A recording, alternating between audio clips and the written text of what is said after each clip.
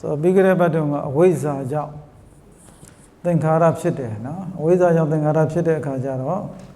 အဝိဇ္ဇာကအကုသိုလ်တရားဖြစ်ပြီးတော့သင်္ခါရက၃မျိုးပုံညာပိသင်္ခါရအပုံညာပိသင်္ခါရအာနိဇာပိသင်္ခါရ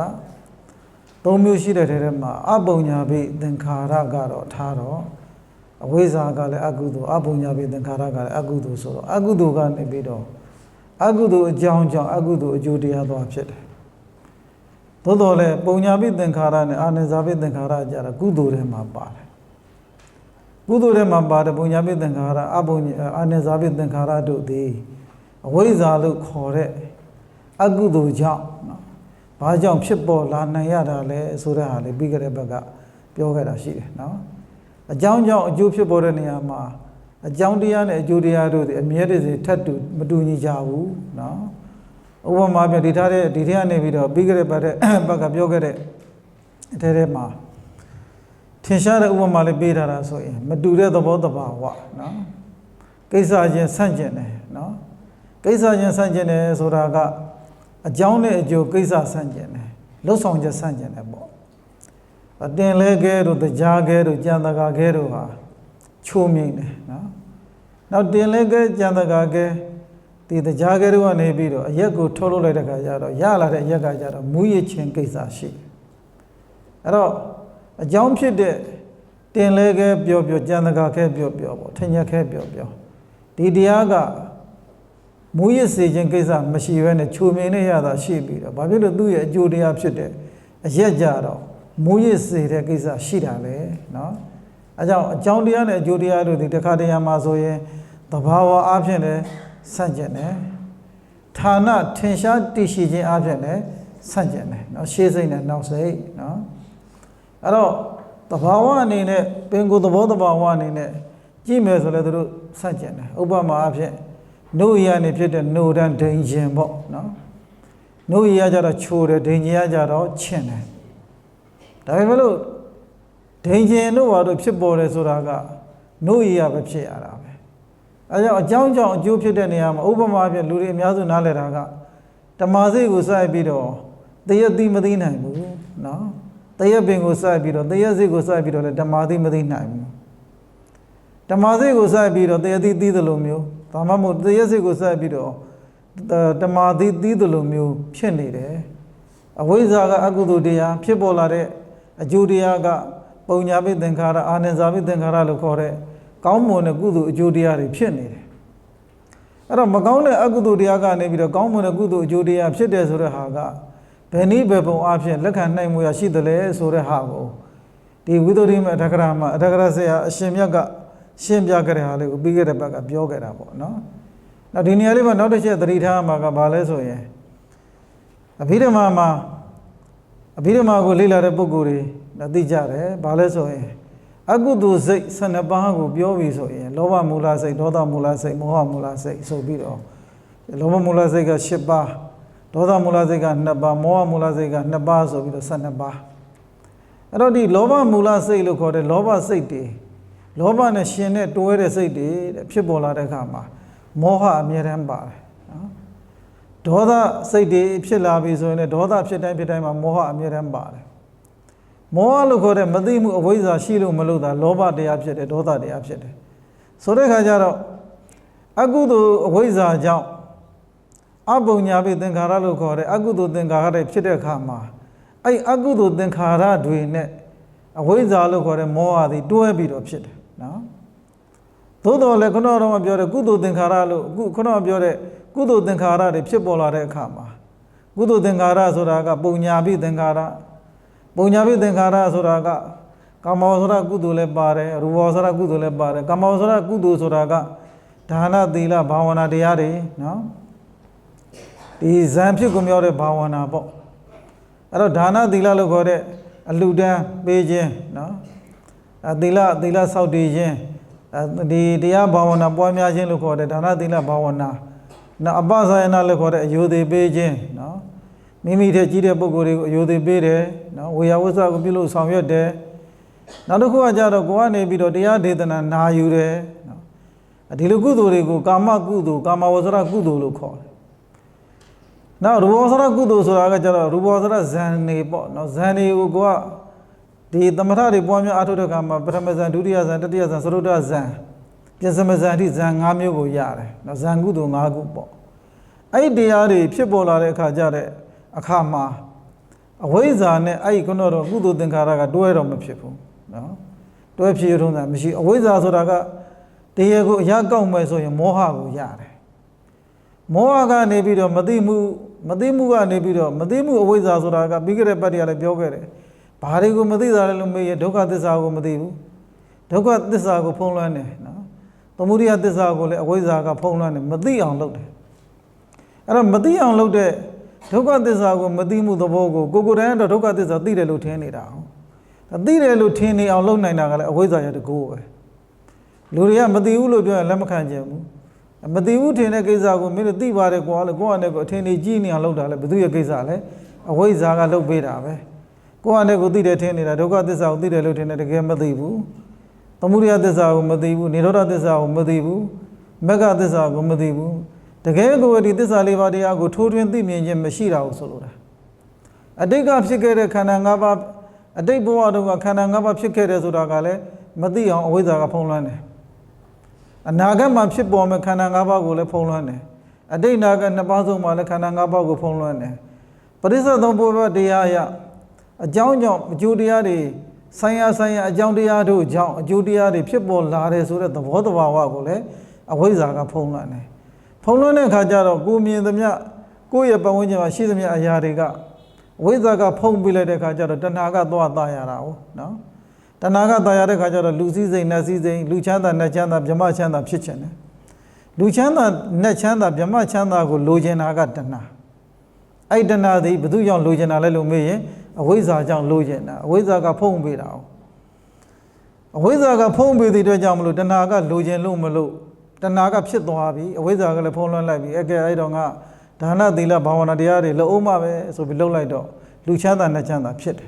အဝိဇ္ဇာတဏှာကဖုံးလွှမ်းပေးလိုက်တယ်သို့တော်လည်းဒါနကုသိုလ်သီလကုသိုလ်ဘာဝနာကုသိုလ်လောက်ကံဆောင်ရွက်နေတဲ့အချိန်မှာမိမိရဲ့တန်တန်မှာကုသိုလ်စိတ်တွေဖြစ်တယ်မဟာကုသိုလ်စိတ်တွေလည်းဖြစ်တယ်ဇန်ကုသိုလ်စိတ်တွေလည်းဖြစ်တယ်အဲ့ဖြစ်ပေါ်တဲ့ကုသိုလ်စိတ်တွေကအဝိဇ္ဇာနဲ့တွဲမဖြစ်ဘူးဘာဖြစ်လို့လဲဆိုရင်ကုသိုလ်တရားလို့ဆိုပြီးကုသိုလ်တရားလို့သတ်မှတ်လိုက်တဲ့အခါမှာကုသိုလ်တရားတိုင်းကုသိုလ်တရားတိုင်းသည်အာလောဘအာဒေါသအာမောဟလို့ခေါ်တဲ့ကုသိုလ်ဟိတ်၃ပါးနဲ့ရှင်းတယ်အဲ့တော့အကုသိုလ်တရားတွေမှာဆိုရင်လောဘဒေါသမောဟဆိုတဲ့ဟိတ်၃ပါးနဲ့ရှင်းတယ်အကုသိုလ်တရားတွေမှာဆိုရင်အကုသိုလ်ဟိတ်၃ပါးနဲ့ရှင်းတယ်ကုသိုလ်တရားတွေမှာဆိုရင်ကုသိုလ်ဟိတ်၃ပါးနဲ့ရှင်းသည့်အတွက်ကြောင့်မလို့အာလောဘပါနေတယ်အာဒေါသပါတယ်အာမောဟပါတယ်တကုသိုလ်ဖြစ်နေတဲ့အခိုက်အတန့်လေးမှာကိလေသာကင်းစင်နေတယ်တစ်စက္ကန့်ပဲဖြစ်တစ်စက္ကန့်ရဲ့အပုံတစ်ထောင်ပုံတစ်ပုံပဲဖြစ်ကုသိုလ်စိတ်ဖြစ်တဲ့အခိုက်အတန့်လေးသည်ကိလေသာကင်းတယ်ကိလေသာကင်းတဲ့စိတ်ကလေးဖြစ်နေတာကိုကုသိုလ်ဖြစ်တယ်လို့ပြောတာနော်ဒါပေမဲ့ကုသိုလ်စိတ်ကလေးကလည်းအမှန်တမ်းရှားပါးဖြစ်တာနော်ဒီအဘိဓမ္မာမှာဆိုရင်ကုသလံအနာဝိဇ္ဇဒုက္ခဝိပါကလက္ခဏာကုသလံကုသိုလ်တရားဟာဆိုရင်အနာဝိဇ္ဇအပြစ်ကင်းခြင်းသဘောရှိတယ်ဒုက္ခဝိပါကကောင်းကျိုးကိုပေးခြင်းသဘောရှိတယ်အနာဝိဇ္ဇအပြစ်ကင်းတယ်ဆိုတာကကိလေသာလို့ခေါ်တဲ့အပြစ်ကနေကင်းတယ်လို့ပြောတာနော်ဒီနေရာမှာအပြစ်ဆိုတာကတခြားဟိုခုနကတော့ကသူများဒီလူသတ်မှုကျူးလွန်ခြင်းနော်ခိုးမှုကျူးလွန်ခြင်းလို့ခေါ်တယ်အဲ့လိုအပြစ်မျိုးကိုပြောနေတာမဟုတ်ဘူးနော်အပြစ်ဆိုတာကအပြစ်ကင်းတယ်ဆိုတာကအပြစ်ဆိုတာကကိလေသာကိုဆိုတာတကိလေသာလို့ခေါ်တဲ့အပြစ်ကကင်းတယ်တဲ့ကုသိုလ်ရဲ့လက္ခဏာမှာနှစ်ခုရှိတယ်ကိလေသာကုသိုလ်စိတ်တွေဖြစ်တိုင်းမှာတဲ့ဖြစ်ပေါ်တဲ့ကုသိုလ်စိတ်တွေမှာဆိုရင်ကိလေသာဒီဟုသောအပြစ်ကနေလည်းကင်းတယ်နောက်အင်္ဂါရတစ်ခုကဘာလဲဆိုရင်ကောင်းကျိုးချမ်းသာကိုလည်းပေးနိုင်တယ်တဲ့ကုသိုလ်စိတ်တွေမိမိရဲ့တန်တန်မှာဖြစ်နေပြီဆိုရင်ဒါနကုသိုလ်စိတ်တွေဒရဇတ်ဖြစ်ပြီဆိုရင်ဒါနကုသိုလ်စိတ်တွေဖြစ်နေတဲ့အခိုက်အတန့်မှာကိလေသာကကင်းနေတယ်အဲ့ဒီအခိုက်အတန့်မှာလောဘမရှိဘူးဒေါသမရှိဘူးမောဟမရှိဘူးအဲ့ဒီအခိုက်အတန့်မှာခုနမာနတို့ထိနာမိတာတို့လည်းမရှိဘူးကိလေသာတွေကုသိုလ်စိတ်ကလေးဖြစ်တိုင်းမှာကင်းနေတာကင်းနေတဲ့အတွက်ကြောင့်မလို့အဲ့ဒီစိတ်တွေကိလေသာလို့ခေါ်တဲ့အပြစ်ကနေကင်းလို့မလို့ကုသိုလ်စိတ်လို့လည်းခေါ်တယ်အဲ့ကုသိုလ်စိတ်ကလေးကဖြစ်လိုက်ပြီဟေးဆိုရင်အဲ့ကုသိုလ်စိတ်ကလေးဖြစ်တိုင်းမှာအဲ့ကုသိုလ်စိတ်ဒီနောက်တစ်ချိန်မှာအကျိုးပေးမဲ့ကောင်းကျိုးကိုပေးမဲ့တတ္တိလေးလည်းပါလာတယ် ဒါဒုက္ခဝိပါကလို့ခေါ်တယ်အဲ့တော့နောက်တစ်ချိန်မှာသူကကောင်းရုပ်ကိုပေးနိုင်တဲ့ဥပမာအဖြစ်ကိုကနေပြီးတော့ဒီမြတ်စွာဘုရားရှင်ကိုစွမ်းလှူဒန်းတယ်ယဟန်တန်ဃာတော်ကိုစွမ်းလှူဒန်းတယ်သင်္ကန်းလှူဒန်းတယ်စသဖြင့်လှူဒန်းတဲ့စိတ်ကလေးဖြစ်လိုက်ပြီးဆိုရင်စေတနာလို့ခေါ်တာပေါ့နော်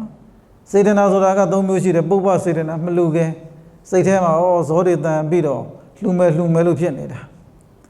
လှူဒန်းဆက်ခိုက်တယ်မှာလည်းစိတ်ထဲမှာနောင်တမရဘူးလှူခြင်းနဲ့လှူနေပြီလို့ခေါ်တဲ့မုံစစေတနာလှူပြီးတဲ့နောက်မှာလည်းလှူပြီးတဲ့ကုသိုလ်ကောင်းမှုနဲ့ပတ်သက်ပြီးတော့ဝမ်းမြောက်ဝမ်းသာဖြစ်တဲ့အပရစေတနာ၃မျိုးရှိတယ်ဒီစေတနာဖြစ်တယ်ဆိုတာကိုယ်တိုင်အကုန်လုံးသိကြတယ်နော်ဒီစေတနာမဖြစ်ဘဲနဲ့လည်းဒီကုသိုလ်ကောင်းမှုကဘယ်တော့မှအောင်မြင်ထမြောက်လိမ့်မရှိဘူးစေတနာရှိလို့မလို့သာဘာဖြစ်တာလဲကုသိုလ်ကောင်းမှုဆိုတာကဖြစ်တယ်အကုသိုလ်အရာမှလည်းတူတူပဲစေတနာရှိလို့မလို့သာအကုသိုလ်လို့ခေါ်တဲ့ဒုစရိုက်မှုတွေကကျူးလွန်နိုင်တာအဲ့တော့ကိုယ်လှူဒန်းမယ်ဆိုတဲ့ကုသိုလ်စိတ်ကလေးကုသိုလ်စေတနာလေးဖြစ်တယ်ပေါ့နော်အကုသိုလ်စေတနာလေးဖြစ်လိုက်ပြီဆိုအဲ့ဒီစေတနာတရားလေးကမြဲသလားလို့မေးရင်မမြဲဘူးအဲ့ဒီစေတနာတရားလေးကဖြစ်တယ်တည်တယ်ချုပ်တယ်ဥပ္ပတ္တိပဲနော်အဲ့တော့ကုသိုလ်စေတနာလေးဖြတ်ခနဲ့ပေါ်လာတယ်လူတွေတန်းတယ်ပေါ့အဲ့ဒီစေတနာလေးအကျိန်မောင်းများစွာလည်းဖြစ်မှာပေါ့နော်တစ်ချိန်နဲ့ဖြစ်တာတော့မဟုတ်ဘူးလှူမယ်ဆိုတဲ့စိတ်ကလေးဖြစ်နေတာလှူနေပြီဆိုတဲ့စိတ်ကလေးဖြစ်နေတာလှူပြီးပြီလို့ခေါ်တဲ့စိတ်ကလေးဖြစ်နေတာကတစ်ချိန်နဲ့တော့မဟုတ်ဘူးအကျိန်မောင်းများစွာဖြစ်တယ်အဖြစ်ပေါ်တဲ့စေတနာလေးတွေကဖြစ်လာတယ်နောက်တည်တတ်တယ်နောက်ပြတ်သွားတယ်ပေါ့အဲ့တော့အဲ့ဒီအခိုက်တန်လေးကသူကစေတနာသမင်္ဂိတာလို့ခေါ်တယ်နော်သမင်္ဂိတာဆိုတာကပြည့်စုံတာစေတနာဤပြည့်စုံခြင်းပေါ့အဲ့တော့စေတနာက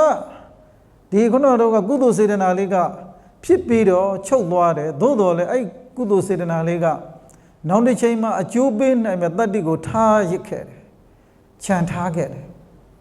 အဲ့ဒါကိုကမ္မသမင်္ဂိတာလို့ခေါ်တယ်နော်ကမ္မသမင်္ဂိတာအဲ့တော့ကိုကနေပြီးတော့ဒီပွားများအားထုတ်လို့မလို့ကုသိုလ်စေတနာတွေဖြစ်လို့မလို့စေတနာကတော့ချုပ်သွားပြီပြီးသွားပြီကွာဒါလေးအလဟတ္တပါဘာမှမဟုတ်ဘူးဘာမှဖြစ်မှလည်းမဟုတ်ဘူးလို့သွားမထင်နဲ့သူဒီကမ္မတတ္တိကိုထားရခဲ့တယ်ခြံထားခဲ့တယ်အဲ့တတ္တိလေးကကျမ်းနေခဲ့ပြီနော်အဲ့တတ္တိလေးကကိုယ်တိုင်မြင်လို့ရသလားလို့မေးရင်မြင်လို့မရဘူးနော်သူအဲ့တတ္တိလေးကတော့စိတ်အစဉ်မှာကျမ်းနေခဲ့တာကျန်နေကြတဲ့တတ္တိလေးကသူကနောက်တစ်ချိန်အကျိုးပေးလိမ့်မယ်နော်အဲ့တော့ဒီမိမိရဲ့တဏ္ဍာမှာကြံနေခဲ့တဲ့ဒီကမ္မတတ္တိလေးကတဲ့နော်နောက်အကြောင်းထောက်ပံ့နေရလာပြီဟဲ့ဆိုရင်နော်အကြောင်းအထောက်ပံ့ဆိုတာကဒီတစ်ခုဖြစ်ပေါ်တိုင်းမှာအကြောင်းတရားတွေလိုအပ်တယ်လေအကြောင်းထောက်ပံ့ရမှပဲအဲ့ဒီတရားတွေကသေဂာနိကာလမှာနမိတ်ဖြစ်နေထင်လာလေးရှိတယ်တဲ့နော်ဒါသေဂာနိကာလမှာနမိတ်ဖြစ်နေထင်လာလေးရှိတယ်ဆိုတော့ဥပမာအဖြစ်ကိုကဒါနကုသိုလ်တွေအများကြီးလုပ်ထားခဲ့တယ်သီလကုသိုလ်တွေလည်းအများကြီးလုပ်တယ်နော်ဘာဝနာကုသိုလ်တွေလည်းအများကြီးလုပ်တယ်ကံတွေကတော့အများကြီးပဲကုသိုလ်ကံတွေအကုသိုလ်ကံလုပ်တဲ့ပုဂ္ဂိုလ်တွေမှလည်းအလားတူပဲနားလည်ပေါ့ကံတွေကအများကြီးပဲလုံးလိုက်တဲ့ကုသိုလ်ကံတွေအများကြီးကဒီသေဂာနိကာလမှာကံကမ္မနမိတ်ဂတိနမိတ်အနေနဲ့ထင်တယ်ဆိုတာကလည်းအကြောင်းအထောက်ပံ့ရမှာထင်လို့ရတာကံတွေအားလုံးကတော့ဒီပိုင်းနဲ့သွားထင်လို့မရဘူးနော်အဲ့ဒီထဲကျမှအကျိုးပေးနိုင်မဲ့ကံသို့မဟုတ်အားကောင်းတဲ့ကံဓမ္မမဟုတ်အကြောင်းဆက်နွယ်ပြီးတော့ပေါ်လာတဲ့ကံမျိုးပေါ့နော်အဲ့ကြမှာကိုကနေပြီးတော့တရားကသတိပေးလို့ငါအဲ့တုန်းကသင်္ကန်းလှူခဲ့တယ်အဲ့တော့စွမ်းလှူဒန်းခဲ့တယ်အဲ့တုန်းကတော့ဖြင့်ငါခုတော့တရားနာခဲ့တယ်အဲ့တုန်းကတော့ဖြင့်ငါတရားအားထုတ်ခဲ့တယ်စသဖြင့်ပေါ့ဒီအားကောင်းတဲ့ကံတစ်ခုခုဓမ္မမဟုတ်အကျိုးပေးမဲ့ကံတစ်ခုခုအကြောင်းထောက်ပံ့ရလာလို့သေဂာနိကာလမှာတဲ့တော့ထင်လာတတ်ပါတယ်တဲ့အကိုကကံတွေလုတ်ခဲ့ပြီကံတွေလုတ်တဲ့နေရာမှာနံပါတ်1မျက်ခြေမပြတ်ဖို့ကဘာလဲဆိုပထမဦးဆုံးကဘာလဲစေတနာနဲ့ပြည့်စုံခဲ့တာစေတနာနဲ့ပြည့်စုံရနေပြီးတော့စေတနာလေးကတော့ချုပ်သွားတာပေါ့ကဲစေတနာတွေမနေ့ကသင်္ကန်းလှူလိုက်တယ်စွမ်းလှူလိုက်တယ်ဝါဆိုသင်္ကန်းလှူလိုက်တယ်အဲ့ဒီကမနေ့ကလှုပ်ခဲ့တဲ့ဝါဆိုသင်္ကန်းလှူဒန်းတဲ့စိတ်စေတနာကအဲ့ဒီနေ့မှာပဲချုပ်သွားပြီလေခဏမရှိတော့ဘူးမချုပ်သွားတဲ့စိတ်စေတနာလေးကဒီစေတနာတရားလေးကကုသိုလ်စေတနာလေးကအလဟတဖြစ်သွားတာမဟုတ်ဘူးတဲ့အကျိုးပေးနိုင်မဲ့တတ္တိကိုကမ္မတတ္တိကိုထားပြီးတော့ချုပ်သွားတာသူကအလဟတချုပ်သွားတာမဟုတ်ဘူးဒါပေမဲ့လူတွေထင်တာကခုဖြစ်တဲ့စိတ်ထဲမှာဒေါသဖြစ်တဲ့လောဘဖြစ်တဲ့အကုသိုလ်ရမှာဆိုရင်လည်းဖြစ်ပြီးရင်တော့ချက်ချင်းချုပ်သွားပြီးဘာမှမဟုတ်တော့လို့ထင်တာမဟုတ်ဘူးအကျိုးပေးနိုင်တဲ့ကမ္မတတ္တိခြံရစ်ခဲ့တယ်တရားရောက်ကိုတက်ဖြတ်ခြင်းတဲ့စိတ်တွေဖြစ်တယ် တပ်ဖြတ်ခြင်းတဲ့စိတ်ဆိုရင်ဒါဘယ်အဆင့်ရောက်သွားလဲဆိုရင်ဗျာပါဒအဆင့်ကိုရောက်ပါပြီသူများတပ်ဖြတ်တာကိုကြည့်ပြီးတော့ဝမ်းသာတယ်ဗျာပါဒပဲသူများပစ္စည်းကိုမတန်တဆလို့ရင်အဘိဇာပေါ့ဒါမခိုးသေးဘူးဒီအဘိဇာလို့ခေါ်တဲ့မတရားသဖြင့်လို့ရင်တဲ့စိတ်ဖြစ်လာပြီဆိုရင်ဖြစ်လာတဲ့အကုသိုလ်တရားကဒုစရိုက်ထဲမှာပါတယ်မနောဒုစရိုက်ထဲမှာပါတယ်အဲ့မနောဒုစရိုက်ထဲမှာပါတဲ့အကုသိုလ်စေတနာလေးကဒိုင်းကနေဖြစ်လာပြီးတခါတည်းချုပ်သွားရောချုပ်သွားတော့ကိုကတော့ထင်တာပြီးသွားပြီလို့ထင်တာမပြီးဘူးအကျိုးပေးနိုင်မဲ့ကမ္မတတ္တိကိုထားဖြစ်ခဲ့တယ်ဘုရားမြတ်စွာဘုရားရှင်ရဲ့ဆွေတော်မျိုးတော်တွေဝိတ္တုပတ္တလို့ခံရတဲ့အခါမှာအတိတ်အကြောင်းကိုပြောတဲ့အခါမှာသူများတွေငါးဖမ်းတာငါးတွေတတ်တာငါးတွေရတာကြည့်ပြီးဝမ်းမြောက်ခဲ့တာဟုတ်နော်ဒါလေးအကုန်လုံးသိကြတယ်သူများတွေတတ်တာကြည့်ပြီးတော့အဲငါးတွေသေးတာကိုကြည့်ပြီးငါးတွေရတာကိုကြည့်ပြီးတော့ဝမ်းမြောက်ခဲ့တဲ့စေတနာလေးတစ်ချက်ဖြစ်ခဲ့တာအဲ့ဒီစေတနာတစ်ချက်ကလေးကဒီဘက်ဘဝမှာနောက်ဆုံးလာအကျိုးပေးတာအဲ့တော့ဖြစ်ပေါ်တဲ့စေတနာလေးကဒီတိုင်းဖြစ်ပြီးတော့စေတနာကတော့ပြင်ချုပ်သွားပြီစေတနာဆိုတာကလည်းနန္တရားကိုချုပ်သွားတဲ့နန္တရားကဘာခြံခဲ့တယ်လဲလို့မေးရင်ကမ္မတတ္တိကိုခြံခဲ့တယ်အကမ္မသမင်္ဂိတာပဲအဲ့ကမ္မသမင်္ဂိတာလို့ခေါ်တဲ့ကမ္မတတ္တိလေးခြံလိုက်တဲ့အချိန်မှာအဲ့ကမ္မတတ္တိလေးကအကျိုးပေးနိုင်မဲ့အလားအလာရှိတယ်ဆိုရင်သို့မဟုတ်အကြောင်းတရားတွေအထောက်ပံ့ကောင်းရမယ်ဆိုရင်ဒီကာနိကာလမှာကမ္မနမိတ်ဂတိနမိတ်သုံးမျိုးတစ်မျိုးမျိုးအနေနဲ့ထင်လာတတ်ပါတယ်တဲ့နော်အဲ့တော့တခါတည်းမှာကိုကတတ်ခဲ့တဲ့ဟာထင်လာတတ်တယ်တခါတည်းမှာကိုလှူဒန်းခဲ့တဲ့ဟာတွေလည်းထင်လာတတ်တယ်အဲ့ဒါဥပဋ္ဌာဏသမင်္ဂိတာလို့ခေါ်တယ်နော်ဥပဋ္ဌာဏဆိုတာကထင်လာတာအဲ့ဒါဥပဋ္ဌာဏသမင်္ဂိတာလို့ခေါ်တဲ့မိမိရဲ့စိတ်စဉ်မှာဒါတွေမိမိရဲ့ဒီကာနိကာလမှာဒါတွေထင်လာပြီဟဲ့ဆိုရင်အဲ့ဧကမုတ်ချအဲ့တရားအဲ့အကုသိုလ်အကုသိုလ်တရားတို့ဒီဧကမုတ်ချပရိသန္တိအကျိုးကိုပေးတော့မယ်နော်အဲ့ကတော့ထင်လာတဲ့ပရိကုသိုလ်ကံကအကုသိုလ်မို့အကုသိုလ်ကံကရင့်ကျက်ပြီးတော့ဟိုလာမဲ့ဘဝတစ်ခုမှာနောက်ဘဝမှာဒုတိယမြောက်ဘဝမှာပရိသန္တိဝိညာဉ်ကိုသွားဖြစ်စေတယ်တဲ့နော်အဲ့ဒီကတော့ကမ္မတတ္တိလေးကရင့်ကျက်ပြီးတော့ဘာသွားဖြစ်တော့လဲလို့မေးရင်ပရိသန္တိဝိညာဉ်ဖြစ်သွားတယ်ပရိသန္တိဝိညာဉ်ကိုသွားဖြစ်စေတယ်ဆိုတော့အမတန်သူကဟိုမမြင်နိုင်လို့မလို့သာမသိကြရတာထားခဲ့တဲ့ကမ္မတ္တိဟာအမတန်မှကြောက်စရာကောင်းတယ်ကုသိုလ်ကမ္မတ္တိဆိုရင်တော့လည်းအမတန်ဝမ်းသာစရာကောင်းတယ်အကုသိုလ်ကမ္မတ္တိဆိုရင်တော့လည်းအမတန်မှကြောက်စရာကောင်းတယ်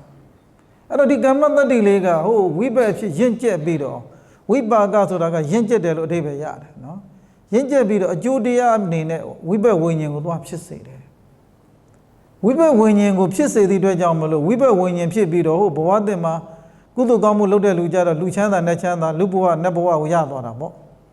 အကုသိုလ်လုပ်တဲ့ပုဂ္ဂိုလ်တွေကြတော့ခွေးဘဝနွားဘဝဟိုတရိစ္ဆာန်ဘဝနော်အပေဘုံပြိတ္တာဘုံမှာသွားပြီးတော့ပရိသန္တိဝိညာဉ်သွားဖြစ်တယ်အဲ့ဒါကိုကြတော့ဝိပါကသမင်္ဂိတာလို့ခေါ်တယ်နော်ဝိပါကသမင်္ဂိတာအကျိုးတရားတို့နဲ့ပြည့်စုံခြင်းတဲ့တဖြစ်ပေါ်တဲ့စေတနာတိုင်းကိုသွားအထင်သေးလို့မရဘူးပေါ့ဆိုလိုတာကကုသိုလ်စေတနာဖြစ်ရင်တော့၎င်းအကုသိုလ်စေတနာဖြစ်ရင်တော့၎င်းဒီစေတနာလို့ခေါ်တဲ့ကံလောက်တစ်ခုခုပေါ့အမှုကင်းတစ်ခုခုဖြစ်မြောက်တဲ့အထိတွန်းအားပေးနိုင်တဲ့စေတနာဖြစ်လာပြီဟဲ့ဆိုရင်အဲ့စေတနာဒီဧကံမှုချအကျိုးပေးနိုင်တဲ့ကမ္မတတ္တိကိုခြံထားခဲ့တယ်အကုသိုလ်စေတနာဆိုရင်လည်းအကုသိုလ်ကမ္မတတ္တိကိုခြံထားခဲ့တယ်ကုသိုလ်စေတနာဆိုလည်းကုသိုလ်ကမ္မတတ္တိကိုခြံထားခဲ့တယ်အဲ့တော့ကိုကနေပြီးတော့ကုသိုလ်ကောင်းမှုတွေလုပ်လို့မလို့ကုသိုလ်ကောင်းမှုလုပ်နေစေအခိုက်တန့်လေးမှာမိမိရဲ့တန်တယ်မှာခုနစကားပြန်ဆက်မယ်ဆိုရင်ဟိုအနဝိဇ္ဇကိလေသာတွေမရှိဘူးကိုယ်စိတ်ကလေးမှာကုသိုလ်ကောင်းမှုတွေလုပ်နေပြီကုသိုလ်စေတနာတွေဖြစ်နေတဲ့ခိုက်တန့်မှာဆိုရင်သူများအသက်ကိုတတ်ချင်တဲ့စိတ်လည်းမရှိဘူးသူများဥစ္စာခိုးရတဲ့စိတ်လည်းမရှိဘူးလောဘလည်းမရှိဘူးသူတစ်ပါးဒေါသထွက်တာလည်းမရှိဘူးမာနနဲ့ခုနတော့မိမိကိုယ်ကိုမန်တက်နေတာလည်းမရှိဘူးမနာလို့ဝင်လို့တာလည်းမရှိဘူးစိတ်ကလေးကဘာဖြစ်နေလဲလို့ဆိုရင်ရှင်းသန့်ကြည်လင်ပြီးတော့နေနေတာရှင်းသန့်ကြည်လင်ပြီးတော့နေတဲ့ကုသိုလ်ကောင်းမှုဖြစ်နေတဲ့စိတ်ကိုအနာဝိဇ္ဇအပြစ်မရှိတဲ့စိတ်လို့ခေါ်တာအဲ့ဒီအနာဝိဇ္ဇလို့ခေါ်တဲ့အပြစ်မရှိတဲ့ကုသိုလ်စိတ်ကလေးကစေတနာလေးကဖြစ်ပြီးတော့အခါမှာတော့ချုပ်သွားတယ်ဖြစ်ပြီးတဲ့အခါကျတော့ချုပ်သွားတယ်သို့တော်လည်းအဲ့ဒီခုနတော့ကအပြစ်ကင်းတဲ့ကိရိတာအပြစ်မရှိတဲ့ဒီကုသိုလ်စေတနာလေးကနောက်ဘဝမှာအကျိုးပေးနိုင်တဲ့ကောင်းကျိုးကိုပေးနိုင်တဲ့ကမ္မတတ္တိကိုခြံထားရခဲ့တယ် ai gamma tadika kuduli look at a kaja ai gamma tadika they gani jaro the mate in a Latin but then any look at it Sonny look at us Sonny to Nana goes at Emma Gamma made it Wamena Gamma would tend a kaja can would attend a kaja oh I don't Swan Ludangerabe or I don't know if you're nothing and Ludangerabe a gonna Gamma made in a kajaro Swan Ludangana Swan Ludangera Swani Mianaro then I look at a Bogoriga then I go Mianaro da Gamma made it ten abo Timbiro I Gamma Dadiga Nebiro the Gamma in it can domo Gamma Name domo Gadina in it Timbiro oh Dudia Boama Luchanda Nachanda Conju Chandago Luchanda Nachanda Boama Luboa Naboama Gamma Weber Winnie Pit Pridani Jogo Bait Pridani Jogo Yale Chema Luchanda Piedor Chanda Duca de Pimalaula Pielare Lucido or Gona the Tay winner the Tay Midas Madua Muide Bayan Midas Madua Muide Chanda Midas Madua Muide or Luchanda Chanda Duca Yard Namazole Nachanda Yard Ajo the Gononga Gudu Gamudo the Luca Wipa Galo called a Ganju Chanda Gole Pisse and now with all gore a Bigale Gene Luca Wipa Galo called a Ganju Chanda Gole Pisse Pisse the Dwajamalu Gudu and Gudu Dima Engaya Nakushi a Bigene Ganju Chanda Bede a Bigeni Dwajamalu I Gudu Gamu Serenari Pshitime Shitima Aweza Nakene Aweza Gaberoma Madoevu Dodole Aweza Dana Jao Mimiro to the Bunyabi Denkara Anenzabi Denkara go look the Sobe Melo Mimiro look like the Bunyabi Denkara Anenzabi Denkara a kite dam Maropshe Kilidaga Kenide Aweza and a Doemefu E Agudo Denkara Lokore Ambunyabi Denkara Pshenevi so nole Aweza never doep Gudo Denkara Pshite Kajaro Aweza and a Doemefu the Chazi Pshite no a did the volley will go the retire. A bigger Rebecca Biogarekama, a Weza Denkara the Mupshide, no Gudu Denkara Pichi, a Jango. We don't remember Atagrasea, a Shemiaga, Atagrasea, a Shemiaga, Shembia Hale, a Biobi Dwari. Tajam, and now with Alocore, a Bigenje, Luca Wipaga Locore, Conju Chanda, Beijing Locore, Gudu Gamu lady, they were low bad, no? Low like the Gudu Gamule, low like the Gudu Gamu lady, Chala Bisoe. Konaronga, oh, Kono, the Mui Dema, Konoro, Mimiru, Yui, would have point out with the Sejan Jarakama, Gudu Gamu lady, be the other lobe, no? At all, the Robody Bonya, the Togan be, are seen, no? The Mabara Mahota she. Togan be, Gudugan lady go, nene, no? Lolo Malo, no Asin and Sibulo Malo. Tiro Pinyashi, the Bonya, the Gudu Gamu, Burati Pie. Gudu Gamu lady, Nene Lolo Malo, Nene Lu the Gudu Gamu, Yema Baba, Matemane, and Meso Yashinga. Nene Lu the Gudu Gamu so be mel, I Gudu Gamu lady ga. The Zadaza Miala Bisoy, Uji, Upi, no other Lue, Gudu Gamuri, Nene Loya, Nebido, Dana Gudu, the Jane Lopite, the Jane Lopite, the Don Jane Lopite, Loyan, the Luchan City, the Bupshit. Dana Gudurilla Bila. Dila Gudurilla, the Jane Lope, Dila Saudi, the Doja Dila Saudi, the Saudi and Saudi in it. Dila Gudurilla, Sasabi the Lojan, say the Shabola. Pavana Gudu allowed to put the Atine, good the Jam Yodagama, the night the Atine. The night the Atine, maybe now Jarago and go in Madolagon, the Chania Madolagon, Niz and the Atine Yadware, Jaja the Atine Yadware. The Gudu Gamuga, lonely in it, I Gudu Gamuga, a legend ship video. Mia la Biwa Baba, Laruwe, Mimiru Nebido, go look the Gudu Gamule, Neneli Luda ship be mele, Nenelu the Gudu Gamugo, Temadivan, Napiala Tema, Villa la Baraga, the teas or the tea sheet, Nabila la Baraga, at the tea. The Karawa Mesoviashinga, Taudi visit when John Madea Horekajaro, Mesoviashinga, Baho the Lesoe. The Choboguriga, Mimiruga Nebido, Dana Gudu Bulu Sangyote, Edo. Tavi Melo Duruvango, Dana good the Bulo Sound Shit arm, Madai Demo Manozo wood. I Bogoriga, Chilia Boama, Boa season Chandago, Yare, Dodo, Chuya Nebara, Chuya Mashi wood. The Chobogoria Jaraguado, Dana Gudo Molobu, Dumia, Dana Gudo Lopi arm, now on it, I don't nose or bede. At all, Boa season Chanda and Chilia Boama, Mabizo Mudodo, Chuya no shit. တချို့ပုဂ္ဂိုလ်တွေကကြတော့ကိုယ်တိုင်လည်းဒါနကုသိုလ်ကိုပြုလို့ဆောင်ရွက်တယ်သူတစ်ပါးကိုလည်းပြုလို့ဆောင်ရွက်စေတဲ့ပုဂ္ဂိုလ်တွေကြတော့ကိုယ်တိုင်လည်းစည်းစိမ်ချမ်းသာနဲ့ပြည့်စုံတယ်အချွေရနဲ့လည်းပြည့်စုံတယ်တချို့ကကြတော့ကိုယ်လည်းမလုပ်ဘူးသူများကိုလည်းမဆောက်တည်စေဘူးဆိုတဲ့ခါကျတော့ကိုယ်လည်းဘဝစည်းစိမ်မရဘူးအချွေရပရိသတ်အပေါင်းအသင်းလည်းမရဘူးပေါ့နော်ဒါဒီတရားဟောတဲ့ခါကျတော့ပညာရှိတဲ့ယောဂတရားကကြားပြီးတော့ဒါဆိုရင်ကုသိုလ်ကောင်းမလို့ရတာတန်လိုက်တာငါကိုယ်တိုင်ကျူးသောအားထုတ်လုပ်မယ်ဆိုပြီးတော့အိမ်ကိုရောက်မြတ်စွာဘုရားကိုခုနကတော့တရားဒေသနာပြီးတဲ့အခါကျတော့မြတ်စွာဘုရားနဲ့ချင်းကပ်ပြီးတော့အရှင်ဘုရားတပည့်တော်တန်ဃာတော်တို့နဲ့တော့မြတ်စွာဘုရားရှင်ကိုပွင့်ပါတယ်နှစ်ဘက်ကမနဲ့ဆွမ်းဖုံးပေးရန်အတွက်နှစ်ဘက်ကမနဲ့ဆွမ်းဖုံးပေးရန်အတွက်တန်ဃာတော်နဲ့တော့ဘုရားနဲ့တော့တန်ဃာတော်အရှင်သူမြတ်တွေကိုတပည့်တော်ပင့်လျောက်ပါတယ်ဆိုတော့မြတ်စွာဘုရားရှင်ကတန်ဃာဘယ်နှပါလဲမေးတဲ့အခါကျတော့တန်ဃာအားလုံးပါတန်ဃာအားလုံးနဲ့ဘုရားကိုမြတ်စွာဘုရားရှင်နဲ့တကွာတန်ဃာအားလုံးကိုပင့်ပြီးတော့သူပြန်သွားတယ်သူရဲ့ဇဏဘုတ်ရောက်တဲ့ခါကျတော့လူတွေကိုတခါတည်းသူကစီရီဆန်တွေစုဆောင်းကိုင်းတယ်ဟဲ့အမောင်တို့အမိတို့နော်ကိုတက်နိုင်တဲ့ဆန်လေးတွေလှူကြစီလေးတွေလှူကြနော်တယောက်မှတက်နိုင်လဲတယောက်မှပေါ့နော်စသဖြင့်အဲ့လိုလိုက်ပြီးတော့နှိုးစော်နေတော့ဈေးနာရောက်တဲ့ခါကျတော့တတိတယောက်ကကြားတယ်နော်ဒီလူကကိုတက်နိုင်တယ်လို့လှူတာမဟုတ်ဖဲနဲ့ကိုမတက်နိုင်တဲ့တန်ခါအရေးအတွက်ကိုပင့်ဖိတ်ပြီးတော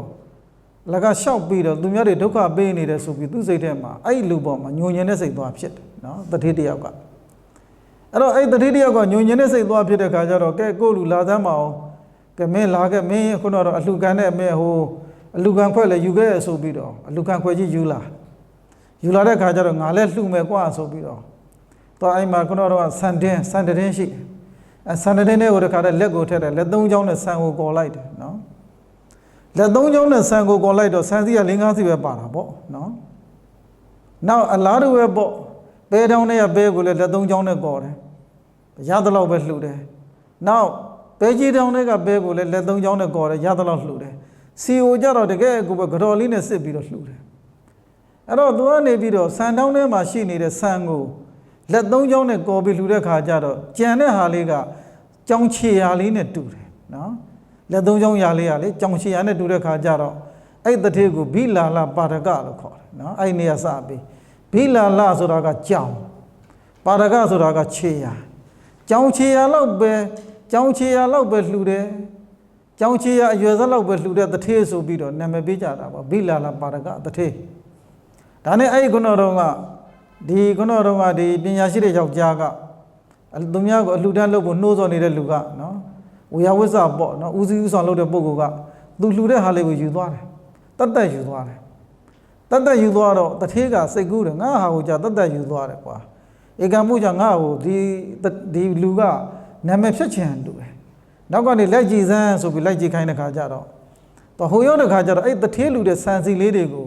ုဟိုကတန်ဃာတော်တွေကိုသူများတွေလှူထားတဲ့နော်ဒီဆွမ်းနေချက်မဲ့အများကြီးထဲမှာအဲ့ဒါလေးကိုသူကလိုက်ပြီးတော့မျှပြီးတော့ထည့်ပေးတယ်စီလေးတွေကိုလည်းမျှထည့်ပေးတယ်ပဲလေးတွေကိုလည်းမျှထည့်ပေးတယ်သူ့စိတ်ထဲမှာတော့ဖြစ်ဒီတတိနည်းနည်းလှုပ်ပေးမယ်လို့အကျိုးအများကြီးရပါစေဒီလိုစိတ်နဲ့တော့ထည့်ပေးတယ်ဒါနဲ့တတိကမစိုးဘူးပေါ့နော်သူ့ပေါ်မှာဆက်ဆံမှုလေးတော့ကောင်းတယ်နောက်နေ့မြတ်စွာဘုရားမှုရှိတဲ့တန်ဃာတော်ရှင်သူမြတ်တွေဆွမ်းလောင်းတဲ့အခါကျရင်ငါ့ကိုပြိဿလည်းမှာဒီပုဂ္ဂိုလ်နာမည်များဖြတ်လိမ့်မလားဆိုပြီးနာမည်ဖြတ်ရင်တော့ဖြစ်ဒီပုဂ္ဂိုလ်ကိုငါကိုယ်ဟိုက်ဓာတ်နဲ့ထိုးပြီးတော့အဆုံးစီရင်မယ်ဆိုပြီးဓမြောင်ကိုပါဖွက်ပြီးတော့ယူသွားတယ်ဒါတဲ့အလှူဒန်းလုပ်တဲ့ခါကျတော့ဒီခုနကတော့ကဒီအမှုကိုဦးစီး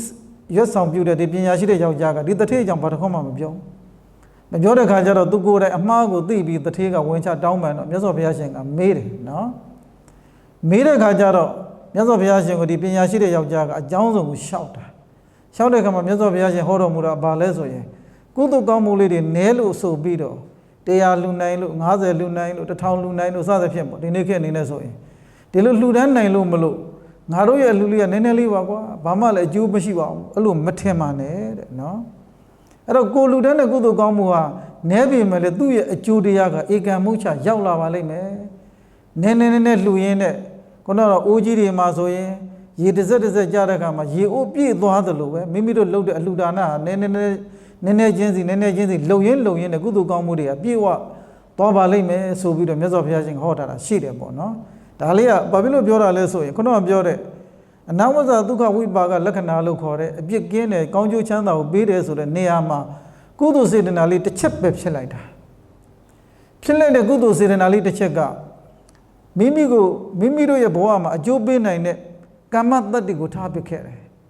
ကြံတစ်ချောင်းကိုလှူလို့မလို့သူစင်းရဲမာလေးကဟိုတာဝနေတဲ့နတ်ပြည်မှာနတ်ဘုံမိမှန်ကြီးနဲ့တော့ကနတ်သမီးအပဒမလှပတဲ့နတ်သမီးဖြစ်နေတဲ့တာရကဝတ္ထုလည်းရှိခဲ့တာပဲနော်ဆိုတဲ့ခါကျတော့မိမိတို့လူတိုင်းနဲ့ဒီဖြစ်ပေါ်လာတဲ့စိတ်စေတနာလေးကဟိုကုသိုလ်ကောင်းမှုကိုလုပ်တဲ့ကုသိုလ်ကောင်းမှုဓာတပဝတ္ထုကတော့လှူပဝတ္ထုကတော့နည်းကောင်းနည်းလိမ့်မယ်သို့တော်လည်းစိတ်စေတနာလေးကလည်းဘာဖြစ်နေတာလဲဖြစ်လိုက်ပြီးစိဆိုရင်ဒီကုသိုလ်စေတနာလေးဒီကမ္မတ္တိကိုထားပစ်ခဲ့တယ်တဲ့နော်ထားကြတဲ့ကမ္မတ္တိသည်မိမိတို့ရဲ့ဒီအချိန်ခါရောက်လာလို့မလို့အကြောင်းညညွတ်တဲ့ဆိုရင်မိမိတို့သေဂာနိကာလမှာကံကမ္မနမိတ်ဂတိနမိတ်၃မျိုးတည်းကတစ်မျိုးမျိုးအနေနဲ့ဘာဖြစ်လာတာလဲထင်လာတတ်ပါတယ်တဲ့ထင်လာပြီးတဲ့ခါကျရင်အဲ့ခုနတော့ကမ္မတ္တိသည်အကျိုးတရားအဖြစ်ရင့်ကျက်ပြီးတော့ဝိပဿဝိညာဉ်လို့ခေါ်တဲ့ပရိသတ်နေဝိညာဉ်အကျိုးကိုပေးပါတယ်ဆိုပြီးတော့ဒါဝိပါကသမင်္ဂိတာဆိုပြီးတော့သမင်္ဂိတာ၄မျိုးနော်စေရနာသမင်္ဂိတာရဲ့ကမ္မသမင်္ဂိတာရဲ့ဥပဋ္ဌာဏသမင်္ဂိတာရဲ့ဝိပါကသမင်္ဂိတာရဲ့ဆိုပြီးတော့ကံရဲ့ခုနတော့ကစေတနာကနေပြီးတော့အကျိုးပေးဝိပဿဝိညာဉ်ဖြစ်ဘလို့အဆင့်ဆင့်ပြောင်းလဲသွားတယ်လေဆိုတာလေးကိုရှင်းပြထားတယ်ပရမတ္ထဒီပနီရဲ့အစုပ်ပေါ့နော်ဒါဝိဝင်းထက္ကရာမှာလည်းဒီတိုင်းဆိုထားတာရှိပါတယ်နော်အဲ့တော့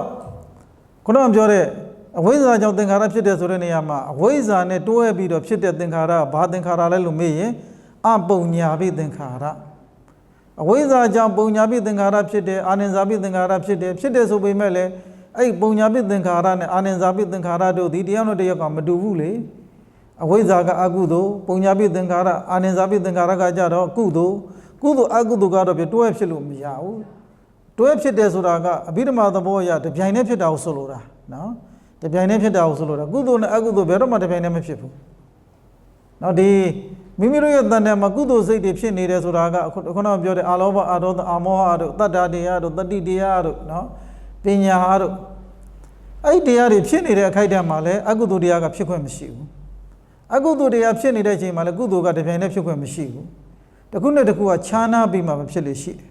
ဒါကြောင့်အဝိဇ္ဇာလို့ခေါ်တဲ့အကုသိုလ်တရားကတော့အရင်ဖြစ်သွားတယ်ချုပ်သွားတယ်သူကနေပြီးတော့ဥပနိဒေယတတ္တိနဲ့ကျေစုပြုတယ်ပေါ့နော်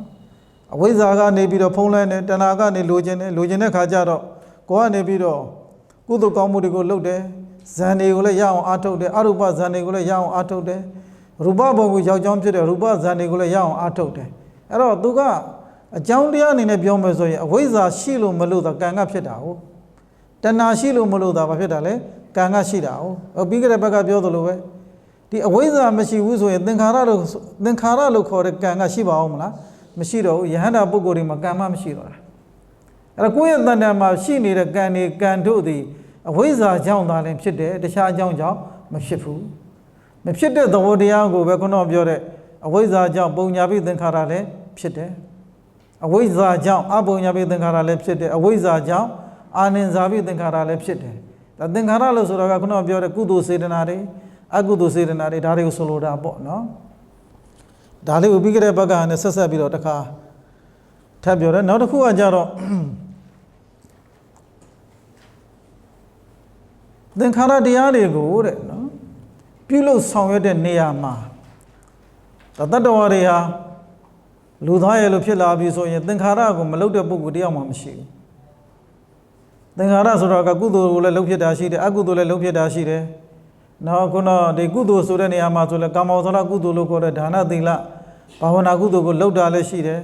ဇန်တွေကိုရအောင်အားထုတ်တာလည်းရှိတယ်ရူပဇန်အရူပဇန်ပေါ့နောက်အကုသိုလ်သင်္ခါရလို့ခေါ်တဲ့သူများအသက်သက်ခြင်းသူများဥစ္စာခိုးယူခြင်းလိမ်လည်ပြောဆိုခြင်းသူများရဲ့အိမ်ယာကျူးလွန်ခြင်းနောက်ချောပြစ်ဂုံတိုက်ခြင်းကြံထမ်းသောစကားကိုဆိုခြင်းပြိမ်ပြင်းတဲ့စကားကိုဆိုခြင်းဒုစရိုက်တရား10မျိုးပေါ့ဒါတွေလုပ်တာလည်းရှိတာတော့သင်္ခါရတရားကိုကတော့မလုပ်ဖက်မနေဘူးသင်္ခါရတရားကတော့ကံဆိုတာကတော့ကုသိုလ်အကုသိုလ်ကံတွေကအမြဲတမ်းလုပ်နေကြတာနော်အကုသိုလ်ကံများများလုပ်တဲ့ပုဂ္ဂိုလ်ရှိလိမ့်မယ်အကုသိုလ်ကံနည်းနည်းလုပ်တဲ့ပုဂ္ဂိုလ်ရှိလိမ့်မယ်အကုသိုလ်ကံများများလုပ်တဲ့ပုဂ္ဂိုလ်ရှိမယ်ကုသိုလ်နည်းနည်းလုပ်တဲ့ပုဂ္ဂိုလ်ရှိလိမ့်မယ်ဒါပဲကွာခြားလိမ့်မယ်သို့တော်လည်းများသောအားဖြင့်လူရဲ့စိတ်ဆိုတာကပါပသမိန်ရမတိမနောစိတ်ဆိုတာကမကောင်းမှုမှပဲပျော်မွေ့တာနော်ဒါကလည်းသူ့ရဲ့ အမတမထူးဆန်းတဲ့နေရာမှာတစ်ခုနော်ဘဝတန္တရာတစ်လျှောက်လုံးမှာကယနေ့ယခုဘဝအထိမိမိတို့လူသားရဲ့လိုဖြစ်လာတာကဧကံမုတ်ချမဲ့ဖို့မဉ္ဇဉ်ဖူဉ္ဇဉ်မရခဲ့လို့မလို့တာယနေ့အချိန်ဒီကိုလူသားအနေနဲ့ဖြစ်လာတာဟုတ်ဖြစ်လာတဲ့ခါကျတော့အနမရကတန္တရာမှာတန္တရာရဲ့နောက်ကျောင်းကိုပြန်ရေးလိုက်အမတမရှည်လျားတယ်ရှည်လျားတဲ့တန္တရာကဘယ်လောက်ထိရှည်လျားလဲဆိုတာကတိုင်းတာပြောဆိုလို့ကိုမရအောင်ဘဝပေါင်းအသင်္ချေအနန္တလို့ပြောရတော့မယ်ဘဝပေါင်းအသင်္ချေအနန္တမှာအသင်္ချေအနန္တမှာကိုယ်တိုင်ကအပေါင်းဖော်လုပ်ခဲ့တာကဘယ်သူနဲ့ပဲအပေါင်းဖော်လုပ်ခဲ့တယ်အဝိဇ္ဇာနဲ့အပေါင်းဖော်လုပ်ခဲ့တယ်တဏှာနဲ့အပေါင်းဖော်လုပ်ခဲ့တယ်ကိလေသာနဲ့အပေါင်းဖော်လုပ်ခဲ့တယ်ဒီအဝိဇ္ဇာတဏှာကိလေသာတို့နဲ့အပေါင်းဖော်လုပ်ခဲ့လို့မလို့တာယနေ့အချိန်ဒီကိုယ်ကိုတွေ့နေရတာပေါ့နော်အကယ်၍သာကိုကဒီတရားတွေကိုအပြည့်မြင်ပြီးတော့ပင်နိုင်ခဲ့မယ်ဆိုရင်ကိုလောက်ဆိုနိဗ္ဗာန်ရောက်ပြီးတော့ကြာပြီနော်အဲ့တော့ကိုယ့်ရဲ့ဘဝကိုကြည့်လိုက်ပြီဆိုရင်လည်းအနမရကတန္တရာမှာကိလေသာနဲ့ပဲအပေါင်းဖော်လုပ်ခဲ့သည့်အတွက်ကြောင့်မလို့စိတ်ကလည်းတဘာဝအဖြစ်ပြောမယ်ဆိုအထုံရနေတာပေါ့ဟောညနေ9နာရီမှာဆိုရင်ကိုရီးယားကားတွေကြည့်နေကြလို့အဲ့ဒီအချိန်ကျရင်အဲ့ဒီပုံကိုယ်တဏ္ဍာပိုးတွေထမလာဘူးလားထလာတယ်ဒီပွေသွားကြည့်တယ်ဒီပွေတခါတော့ဖွင့်ကြည့်ဇကားမလာဘူးဆိုစိတ်ထဲစိတ်ပြတ်မသွားဘူးလားစိတ်ပြတ်သွားတယ်နော်တချို့ကဒီ9နာရီကားကိုမလွတ်တမ်းကိုကြည့်တာရံဖြစ်ပြီးတော့ကြည့်တယ်နော်ဟိုအရင်တော့ဆိုတော့ပိုဆိုးတာပေါ့အဲ့တော့ဒီကြည့်နေကြ9နာရီကားလေးကိုဒါကြည့်နေကြဆိုတာယခုဘဝမှာအလေးကျင့်နေတဲ့လောက်တာသိတောင်မကြသေးဘူး2နှစ်3နှစ်4 50နှစ်ပဲရှိအောင်မယ်ဒါတောင်မှလောက်ပါများတော့ဘာဖြစ်သွားတာလဲအကျင့်ကပါပြီးတော့မိမိရဲ့စိတ်ကကိုရီးယားကမှပျော်မွေ့သွားတယ်နော်ပါပသမေရမတိမနောမကောင်းမှုမှာစိတ်ကပျော်မွေ့သလိုပဲအခုတော့ဆိုင်ရမိမိတို့လုပ်ခဲ့တဲ့ကိလေသာအမှုတွေကဘဝပေါင်းအသိချင်းနဲ့ဖြစ်ခဲ့တဲ့အတွက်ကြောင့်မလို့စိတ်ကအားရှင်ဘယ်ဘက်သွားညွတ်တယ်လဲမကောင်းမှုဘက်ကိုပဲညွတ်တယ်တဲ့နော်ညွတ်တဲ့အတွက်ကြောင့်မလို့မိမိတို့ရဲ့တန်တယ်မှာကုသိုလ်သင်္ခါရတွေဆိုတာကတော်တော်ကြီးကိုဝေကျိုးစွာလုပ်ယူရတယ်ကုသိုလ်သင်္ခါရဖြစ်ဖို့ဆိုတာကတမင်တကာတိုက်တွန်းယူရတာဘုရားရှိခိုးဖို့ကိစ္စအသင်္ခါရိကလားသသင်္ခါရိကလားလို့မေးရင်သသင်္ခါရိကတိုက်တွန်းနဲ့ဘုရားလေးရှိခိုးအောင်မနော်အဲ့တော့ဘုရားရှိခိုးမဲ့ကိစ္စအချိန်ရောက်ပြီဆိုရင်ကိုကဝေလေးလေးနဲ့နော်ဝေးပြီးတော့အိယာမာလို့စကားပြောကျင်တာလို့ဘာလို့နဲ့ဘုရားမရှိခိုးဖြစ်တော့ဘူးအဲ့တော့ကုသိုလ်သင်္ခါရတစ်ခုလုပ်ဖို့ဆိုတဲ့ကိစ္စကိုတော်တော်တိုက်တွန်းယူရတယ်နော်အလားတူပဲပေါ့တရားထိုင်မဲ့ကိစ္စရောက်လာပြီဆိုရင်တရားကမထိုင်ဖြစ်တော့ဘူးတရားထိုင်မဲ့ကိစ္စကိုနေ့ရှိရက်ရွှေ့အဲ့တော့ကုသိုလ်သင်္ခါရတွေဒါနသီလလုပ်ပြီဆိုရင်လည်းအလားတူပဲပေါ့ကုသိုလ်သင်္ခါရဆိုတာကတမင်တကာလုပ်ယူရတာတမင်တကာမလုပ်ဖက်နဲ့ဒီတိုင်းသာပြစ်ထားမယ်ဆိုရင်ဘဝကဘာဖြစ်သွားမလဲပို့ပြီးတော့ဆိုးသွားမယ်တဲ့ဒါကုသိုလ်သင်္ခါရကိုတမင်တကာလုပ်ယူမှဖြစ်မယ်မလုပ်ဘူးဆိုရင်တော့ပြငါဘဝနောင်တန္တရာဆက်မှာပို့ပြီးတော့ဆင်းရဲဒုက္ခရောက်လိမ့်မယ်ဆိုတဲ့အသည့်ရလဲသူတော်ကောင်းတွေကနေပေးလိုက်လို့ရလာတဲ့အသည့်ပေါ့ဒီအသည့်ကိုအခြေခံပြီးတော့ကိုယ့်ဟာနဲ့ကိုယ်ကုသိုလ်ကောင်းမှုလေးငါလုပ်အောင်မှဖြစ်မယ်ဘုရားမှန်မှန်လေးရှိခိုးရမယ်တရားထိုင်ရမယ်စသဖြင့်ဒါနကုသိုလ်သီလကုသိုလ်ဘာဝနာကုသိုလ်ငါပါရမီဖြည့်သလိုပုံမှန်လေးငါဖြည့်စည်းဆောင်ရွက်ရမယ်ဆိုတဲ့စိတ်မျိုးလေးဖြစ်ပြီးတော့ဒါကိုလည်းမှန်မှန်ကန်ကန်မိမိတို့ရဲ့စိတ်ထဲမှာပုံသေးလုံနိုင်မှုဆိုတာအမှန်တမ်းခက်ခဲတယ်အကုသိုလ်ကိစ္စကြတော့ရုပ်ရှင်ကြည့်ဆိုရှေ့ဆုံးကပေါ့ပွဲကြည့်ဆိုရင်လည်းရှေ့ဆုံးကပဲ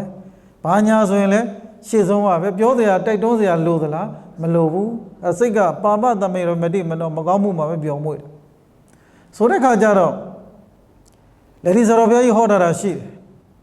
်အကုသိုလ်သင်္ခါရတွေကမြင်တဲ့ခိုက်တဲ့မှာလည်းဖြစ်နေတာပဲကြားတဲ့ခိုက်တဲ့မှာဖြစ်တယ်နားတဲ့ခိုက်တဲ့မှာဖြစ်တယ်ရှူတဲ့ခိုက်တဲ့မှာဖြစ်တယ်စားတဲ့ခိုက်တဲ့မှာဖြစ်တယ်ထိတွေ့တဲ့ခိုက်တဲ့မှာဖြစ်တယ်တခါတည်းမှာဖြစ်ပေါ်တဲ့ကိလေသာတွေကလည်းအမတန်မှပြင်းထန်တယ်ဖြစ်ပေါ်တဲ့လောဘကလည်းအမတန်ပြင်းထန်တယ်ဒေါသကလည်းအမတန်ပြင်းထန်တယ်ဉာဏ်နဲ့ခုဒီအကုသိုလ်စေတသိက်တွေပေါ့နော်အိဒါမစ္စရိယလို့ခေါ်တဲ့စေတသိက်တွေကလည်းမနာလိုတာတွေဝန်တိုတာတွေကလည်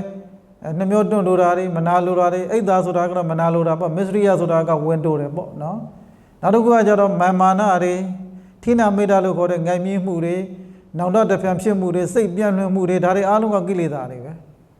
ဲဒီကိလေသာတရားတွေကလည်းသူကနေ့စဉ်နဲ့အမျှသူကဓဝရ6ပေါက်မှာဖြစ်နေပါတယ်တဲ့နော်ဖြစ်နေတဲ့ကိလေသာတွေကတချို့ဟာတွေကကျအမတန်အားကောင်းတဲ့စိတ်စေတနာပြင်းထန်တဲ့ခါကျတော့ခုနကပြောတဲ့ကာမတ္တတိကိုထားရစ်ပြီးတော့သွားတယ်သူတော်ဘာတွေခုနကတော့ဒီပိုင်ဆိုင်မှုကိုကြည့်ပြီးတော့ကိုယ်တိုင်ကနေပြီးတော့သူမြတ်ပစ္စည်းဥစ္စာကိုကိုယ့်ရဲ့ပစ္စည်းဥစ္စာဖြစ်မတန်တဆလိုချင်ပြီးဟဲ့ဆိုရင်အဲ့ဒီစိတ်တွေအဘိဇ္ဇာလို့ခေါ်တယ်ဒါကိုယ်တိုင်ကသွားပြီးတော့ခိုးယူတာမဟုတ်ဘူး မိမိရဲ့စိတ်ထဲမှာကိုပဲမနောတုစရိုက်ကျူးလွန်ပြီးတော့အပေပရိသန်တွေအကျိုးကိုပေးနိုင်တယ်အဲ့လိုအပေပရိသန်တွေအကျိုးကိုပေးနိုင်တဲ့အကုသိုလ်စေတနာတွေဓဝရ6ပေါက်မှာလည်းမယမနာဖြစ်နေတယ်ဖြစ်နေသည့်အတွက်ကြောင့်မလို့ဆရာတော်ကြီးကဗာပြောလဲဆိုရင်နေ့စဉ်နဲ့အများတဲ့နော်ယထာ6စီးကအပေဘုံကိုသွားနေတယ်တဲ့နော်နေ့စဉ်နဲ့မြယထာ6စီးယထာ6စီးဆိုတာကဓဝရ6ပေါက်ကနေပြီးတော့ယထာ6စီးကဘယ်ကိုသွားနေတာလဲအပေဘုံကိုသွားနေကြတယ်တဲ့ဆိုပြီးတော့ဆရာတော်ကြီးရဲ့စာမှာရေးထားတာရှိပါတယ်ဆိုတဲ့အခါကျတော့ဒီသင်္ခါရတရားတွေကိုကိုကနေပြီးတော့ပြုလို့ဆောင်ရွက်ကြတယ်ကုသိုလ်သင်္ခါရအကုသိုလ်သင်္ခါရလှုပ်တဲ့အခါမှာတဲ့လှုပ်ခြင်းရဲ့အကြောင်းတရားပေါ့ဘာဖြစ်လို့တတ္တဝါတွေကသင်္ခါရကိုပြုလို့ဆောင်ရွက်ကြသလဲဆိုတာလေးကိုဒါလေးကိုနည်းနည်းလေးကြည့်မယ်နော်နံပါတ်1ကကြတော့တတ္တဝါတို့သည်တဲ့ပရိသန္တိမှာတွေ့ဝေတယ်နော်နံပါတ်1ကဘာတဲ့လဲ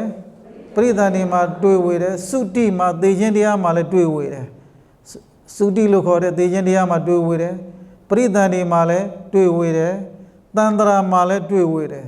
သင်္ခါရတရားတို့မှာလည်းသင်္ခါရတရားတို့၏လက္ခဏာမှာလည်းတွေ့ဝေတယ်ပရိစ္ဆသမုပ္ပန္နလို့ခေါ်တဲ့အကြောင်းကြောင့်ဖြစ်ပေါ်လာတဲ့အကျိုးတရားတွေနဲ့ပတ်သက်ပြီးတော့လည်းတွေ့ဝေတယ်အဲ့တော့ဒါလေးကိုနံပါတ်1ပြန်ပြောကြည့်ပါမယ်နော်သုတိမှာတွေ့ဝေတယ်အလွန်တွေ့ဝေတယ်ပေါ့နော်လွန်စွာတွေ့ဝေတယ်ပရိသန္တိမှာလည်းအလွန်တွေ့ဝေတယ်နံပါတ်2နံပါတ်3ကကြတော့တန္တရာမှာလည်းတွေ့ဝေတယ်တန္တရာကြီးနဲ့ပတ်သက်ပြီးတော့လည်းတွေ့ဝေတယ်နောက်သင်္ခါရတရားတို့ဤဖြစ်စဉ်လက္ခဏာမှာလည်းတွေ့ဝေတယ်ပရိစ္ဆသမုပ္ပန္နလို့ခေါ်တဲ့အကျိုးတရားများမှာလည်းတွေ့ဝေတယ်တဲ့အဲ့တော့ဒီ5ချက်ပေါ့နော်အဲ့တော့ဒီ5ချက်မှာတွေ့ဝေသည့်အတွက်ကြောင့်မလို့တတ္တဝါတို့ဒီသင်္ခါရ3မျိုးကိုစီးပူအားထုတ်ကြတယ်တဲ့လောက်ကြတယ်ပေါ့အဲ့တော့နံပါတ်1ပေါ့သုတိလို့ခေါ်တဲ့သေဆုံးခြင်းကိုသေဆုံးခြင်းနဲ့ပတ်သက်ပြီးတော့တွေ့ဝေတာနော်သေတာနဲ့ပတ်သက်ပြီးတော့လူတွေခုနတော့ကဒီတကယ်ဓမ္မသဘာဝအစစ်ကဘာလဲလို့မေးရင်ခန္ဓာတို့ဤသုတိစိတ်ပေါ့သုတိစိတ်ကြပြီးတော့နော်သုတိစိတ်နဲ့ခန္ဓာတို့ရုံးတဲ့တရားတို့ဖြစ်ချင်းပြက်ချင်းပေါ့နော်အဖြစ်ရက်စဲသွားတာနော်ဆက်လက်ပြီးတော့မဖြစ်တော့တာအဆုံးသတ်သွားတာကိုခန္ဓာတို့ဤအဆုံးသတ်ခြင်းကိုသုတိလို့ခေါ်တယ်နော်အဲ့တော့ဒီသုတိစိတ်ဆိုတာကဒီအဘိဓမ္မာလို့ပြောမယ်ဆိုရင်ပရိသန္တိစိတ်ရှိတယ်ဘဝစိတ်ရှိတယ်သုတိစိတ်ရှိတယ်စိတ်ကတစ်စိတ်ထဲပဲသုတိစိတ်ကြတော့နောက်ဆုံးဘဝတစ်ခုကိုအဆုံးသတ်ပေးတဲ့စိတ်ပဲယုံနာခန္ဓာတွေကဆက်ပြီးတော့မဖြစ်နိုင်တော့ဘူးပြက်ဆဲသွားတာပြက်သွားတာခန္ဓာတို့ဤပြက်ချင်းသည်သုတိပဲနော်ဒါမှန်မှန်ကန်ကန်သိတဲ့ဟာပေါ့ဒါပေမဲ့လို့ခန္ဓာတို့ဤပြက်ချင်းသုတိကိုအဲ့ဒီပုဂ္ဂိုလ်ကဘယ်လိုသိတယ်လဲလို့မေးရင်ခန္ဓာပြက်တာကိုသုတိလို့သူကမထင်ဘူးတတ္တဝါတယောက်သေတယ်လို့သူယူဆတယ်နော်ဟောဘသူတော့သေသွားပြီမောင်ဖြူတော့သေသွားပြီမောင်ညိုတော့သေသွားပြီနော်သေပြီးတော့အဲ့ဒီပုဂ္ဂိုလ်ရဲ့ခန္ဓာကိုယ်ကြီးကအဲ့ဒီပုဂ္ဂိုလ်ရဲ့အတ္တကနောက်ဘဝကိုကူးပြောင်းသွားတယ်အဲ့လိုသွားမြင်တာဒါဆိုရင်သုတိနဲ့ပတ်သက်ပြီးတော့တွေ့ဝေတယ်လို့ခေါ်တယ်နော်သုတိနဲ့ပတ်သက်ပြီးတော့တွေ့ဝေတာမှာခန္ဓာတို့ဤပြည့်ခြင်းကိုသုတိလို့မှန်မှန်ကန်ကန်မသိဘဲနဲ့တတ္တဝါတူတယောက်ကသေသွားတယ်အဲ့သေသွားတဲ့တတ္တဝါတူတယောက်ဒီနောက်ဘဝကိုကူးပြောင်းသွားတယ်လို့မြင်ရင်းဒီသုတိနဲ့တွေ့ဝေတယ်လို့ခေါ်တယ်ပေါ့နော်နောက်တစ်ခုကကြတော့ပရိသန္တိနဲ့တွေ့ဝေတယ်ဆိုတာကတတ္တဝါတူတယောက်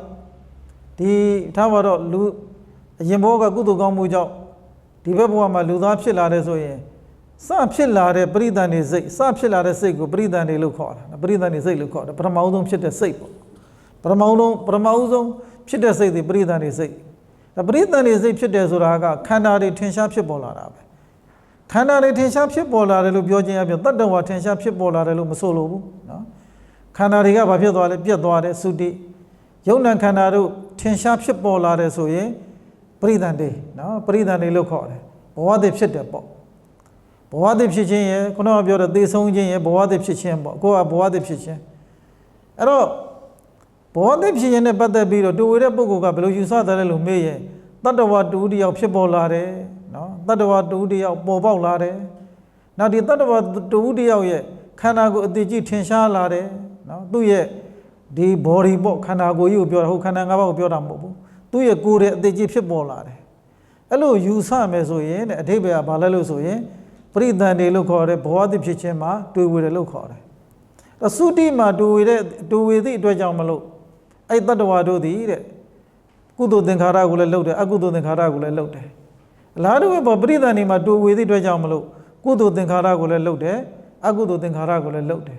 တတ္တဝါဆိုတဲ့သူတို့ရဲ့စိတ်ထဲမှာကြတော့မိမိတို့ရဲ့စိတ်ထဲမှာများသောအားဖြင့်ဘယ်လိုဖြစ်တယ်လဲလို့မေးရင်တတ္တဝါကောင်ကြီးလို့ထင်တာဟုတ်နော်ခန္ဓာရဲ့လို့မမြင်နိုင်ဘူးခန္ဓာရဲ့လို့မြင်နိုင်ပြီဆိုရင်တော့ဒါဒုက္ခသစ္စာကိုသိသွားပြီခန္ဓာလို့မမြင်နိုင်မဲနဲ့ကိုသိနေတာဘယ်လိုသိသလဲတတ္တဝါလို့သိတာပြနေ့စဉ်ဘဝမှာလည်းကြည့်ပေါ့ဘသူသေးသွားပြီကိုသေးသွားပြီဆိုတော့ဘယ်ဘဝကိုရောက်မကိုကဘာဖြစ်မဲညာဖြစ်မဲခုနဒီမဟာတဏသင်္ခရတုတ်ရဲ့အစမှာပြောသလိုပဲတာတိယဟန်ရဲ့နော်အယူမပုံကြည့်ပေါ့နော်ဝိသန္တရာမင်းဘဝကဖြစ်ခဲ့တဲ့ဖရာလောင်းတော်သည်ယခုဘဝမှာဖရာဖြစ်ကိုရောက်တယ်အတူတူပဲလို့သွားယူဆတယ်နော်နောက်တစ်ခုကကြတော့တန္တရာမှာတွေ့ဝေတယ်နော်တန္တရာမှာတွေ့ဝေတယ်ဆိုတာကတန္တရာဆိုတာကဘာလဲလို့မေးရင်ခန္ဓာအာယတနာဓာတ်တို့အစင်မပြတ်ဖြစ်နေတာကိုတန္တရာလို့ခေါ်တယ်နော်တန္တရာလို့ပြောပြီးဆိုရင်ခန္ဓာတွေအာယတနာတွေဓာတ်တွေအစမပြတ်ဖြစ်ပေါ်ခြင်းသည်တန္တရာပဲနော်အဲ့တော့ဒီဘက်ခုနကခန္ဓာတွေချုပ်သွားတယ်နောက်ဘဝခန္ဓာတွေအသစ်တွေဖြစ်တယ်အဲ့ခန္ဓာတွေကထပ်ပြီးတော့အဲ့ဘဝမှာပဲဆက်ပြီးတော့ကံအသစ်တွေပြုလုပ်တယ်အဝိဇ္ဇာတဏှာဥသိပြီးတော့ကံအသစ်တွေကိုလုပ်တယ်လုပ်ပြီးတော့နောက်ဘဝတွေမှာခန္ဓာအသစ်တွေထပ်ဖြစ်တယ်ခန္ဓာတွေအာယတနာတွေဓာတ်တွေတရဇက်ဖြစ်နေတာမယမနာဖြစ်နေတာကိုတန္တာရလို့ခေါ်တယ်နော်တန္တရာလို့ခေါ်တယ်ဒါပေမဲ့လို့အဲ့ဒီပုဂ္ဂိုလ်တွေကဘယ်လိုယူဆတယ်လဲလို့မေးရင်ဒီပုဂ္ဂိုလ်ကတော့ဖြစ်မိမိတို့ကတော့ဖြစ်ဘယ်လိုယူဆတယ်လဲဒီပုဂ္ဂိုလ်ကဒီဘဝကနေပြောင်းပြီးတော့ဟိုဘက်ဘဝကိုရောက်သွားတယ်သူ့ရဲ့အတ္တကောင်လေးကနော်ခန္ဓာတွေကနေထွက်ရပြီးတော့ဟိုဘက်ဘဝမှာခန္ဓာကိုယ်အသစ်မှာသွားပြီးတော့ပရိသန်တွေယူတယ်ဟိုဘက်ဘဝကနေပြီးတော့ဒီဘက်ဘဝကိုသူကရောက်လာတယ်အဲ့လိုသွားပြီးတော့ယူဆတ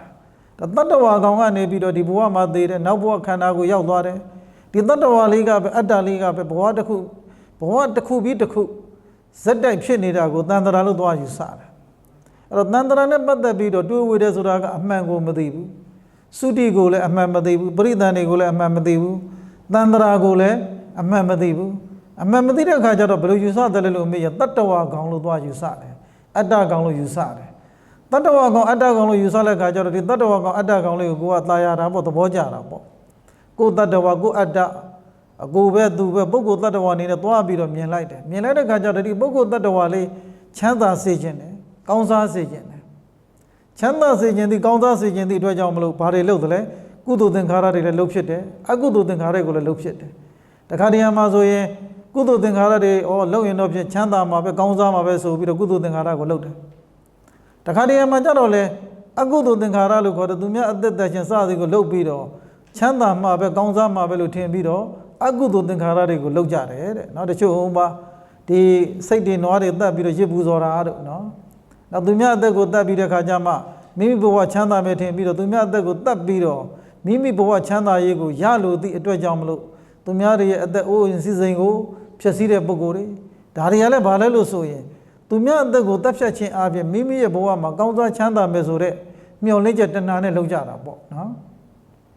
်လုပ်ကြတဲ့အတွက်ကြောင့်မလို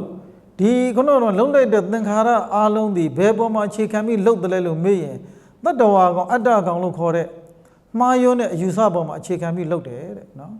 ခန္ဓာအစစ်ကိုသာမြင်ခဲ့မယ်ဆိုရင်အကုသိုလ်တွေလုပ်เสียမလိုတော့ဘူးခန္ဓာလို့မြင်နေတာဘူးဒုက္ခသစ္စာကိုသာသိခဲ့မယ်ဆိုရင်အကုသိုလ်သင်္ခါရတွေကိုမလုပ်ချင်တော့ဘူးဒုက္ခကိုလည်းမမှန်ကန်ကန်သိမယ်အနိစ္စကိုလည်းမမှန်ကန်သိမယ်ယုံနဲ့တရားတို့ဤအနိစ္စသဘောဒုက္ခသဘောအနတ္တသဘောကိုသိနေတဲ့ပုဂ္ဂိုလ်တွေဟာဆိုရင်အဝိဇ္ဇာကိုသာအပိသက်ပယ်ပြီးသွားပြီဟဲ့ဆိုရင်အဲ့ပုဂ္ဂိုလ်ရဲ့တဏ္ဍာမှာသင်္ခါရတရားဖြစ်ခွင့်မရှိတော့ဘူးမဖြစ်တော့ဘူးပေါ့နော်အဲ့တော့ပထမပါတယ်လေသုတိမှာမှားမှားယွန်းသိတယ်ပရိသန်တွေကိုလည်းမှားမှားယွန်းသိတယ်တန်တာရလို့ခေါ်တဲ့တန်တရာကိုလည်းမှားမှားယွန်းသိတယ်တဲ့နော်နောက်တစ်ခုကကျတော့သင်္ခါရတို့၏လက္ခဏာပေါ့နော်သင်္ခါရတို့၏လက္ခဏာဆိုတာကလက္ခဏာ2မျိုးရှိတယ်သဘာဝလက္ခဏာနဲ့သာမညလက္ခဏာသဘာဝလက္ခဏာဆိုတာကပထဝီဓာတ်ဆိုရင်မာကြောခြင်းလက္ခဏာရှိတယ်နော်ခက်မာခြင်းလက္ခဏာရှိတယ်ဒီခက်မာတဲ့လက္ခဏာသည်အာဘောဓာတ်မှာမရှိဘူးတေဇောဓာတ်မှာမရှိဘူးဝါယောဓာတ်မှာမရှိဘူးခက်မာတဲ့လက္ခဏာသည်ပထဝီဓာတ်ရဲ့ကိုယ်ပိုင်သီးသန့်လက္ခဏာတစ်ခုဖြစ်တယ်သီးသန့်လက္ခဏာဖြစ်တဲ့ပထဝီဓာတ်ရဲ့လက္ခဏာကိုပိုင်းခြားခြားသိခြင်းသည်သူ့ရဲ့သဘာဝလက္ခဏာဝိသေသလက္ခဏာကိုသိတယ်လို့ဆိုလိုတာပေါ့နော်အလားတူပဲဖတ်တာဆိုရင်တွေ့ထီခြင်းလက္ခဏာရှိတယ်စေရနာဆိုရင်စိတ်စောတိုက်တွန်းခြင်းလက္ခဏာရှိတယ်ပေါ့သူ့ရဲ့ဒီယုံ nant တရားတို့ရဲ့ဆိုင်ရာ သီးသန့်လက္ခဏာဝိသေသလက္ခဏာကိုသိခြင်းသည်သဘာဝလက္ခဏာကိုသိတယ်လို့ဆိုလိုတယ်။တာမညလက္ခဏာဆိုတာကကြတော့အများနဲ့ဆက်ဆံတဲ့လက္ခဏာပေါ့။အဲ့တော့တာမညလက္ခဏာဆိုတာကပထဝီကလည်းအနိစ္စဒုက္ခအနတ္တသဘောရှိတယ်။အာဘောဓမှာလည်းအနိစ္စဒုက္ခအနတ္တသဘောရှိတယ်။တေဇောဓမှာလည်းအနိစ္စဒုက္ခအနတ္တသဘောရှိတယ်။အဲ့တော့ယုံနဲ့တရားအလုံးတို့သည်အနိစ္စသဘောဒုက္ခသဘောအနတ္တသဘောနဲ့ဆက်ဆံနေတယ်။အဲ့တော့အနိစ္စလက္ခဏာဒုက္ခလက္ခဏာအနတ္တလက္ခဏာသည်အများဆိုင်လက္ခဏာဖြစ်လို့မလို့သူတို့ကိုတာမညလက္ခဏာလို့ခေါ်တယ်။အဲ့တော့ဒီယုံနဲ့တို့ရဲ့သဘာဝလက္ခဏာတာမညလက္ခဏာကိုမမှန်ကန်မသိဘူးမှန်မှန်ရုံရုံသိတယ်သိသည့်အတွက်ကြောင့်မလို့ယုံနဲ့တရားတွေကိုဘယ်လိုယူဆတယ်လဲလို့မေးရင်အတ္တအနေနဲ့ယူဆတယ်ကိုယ်ပိုင်ဥစ္စာအနေနဲ့အတ္တဤဥစ္စာကိုယ်ပိုင်ဥစ္စာအနေနဲ့လည်းယူဆတယ်မြဲတယ်လို့လည်းယူဆတယ်တင့်တယ်တယ်လို့လည်းယူဆတယ်ကိုယ်အစိုးတရားဖြစ်တယ်လို့လည်းယူဆတယ်ဒါကဘာလဲလို့မေးရင်သင်္ခါရတရားတို့၏လက္ခဏာမှာမှန်မှန်ရုံရုံသိတယ်တွေ့ဝေတယ်လို့ဆိုလိုတယ်နောက်ပရိစ္ဆသမုပ္ပန္နလို့ခေါ်တဲ့အဝိဇ္ဇာကြောင့်သင်္ခါရတရားတွေဖြစ်တာပဲသင်္ခါရကြောင့်ဝိညာဉ်တရားတွေဖြစ်တာပဲဆိုတဲ့အကြောင်းကြောင့်ဖြစ်ပေါ်လာတဲ့အကျိုးတရားကိုမမှန်ကန်မသိတဲ့အခါကျတော့ကိုကတော့ဘယ်လိုထင်တယ်လဲလို့မေးရင်အတ္တကြီးရပဲသိတယ်ပြုသူပဲဒီကံကိုပြုသူကလည်းသူပဲဒီကံကိုခံစားသူကလည်းသူပဲပြုသူနဲ့ခံစားသူကတယောက်တည်းဖြစ်တယ်ဆိုတဲ့မှားယွင်းတဲ့အယူဆဘက်ကိုရောက်သွားပါတယ်တဲ့ဒါကြောင့်မလို့ကိုကဒီဘက်ဘဝမှာကုသိုလ်ကောင်းမှုလုပ်တယ်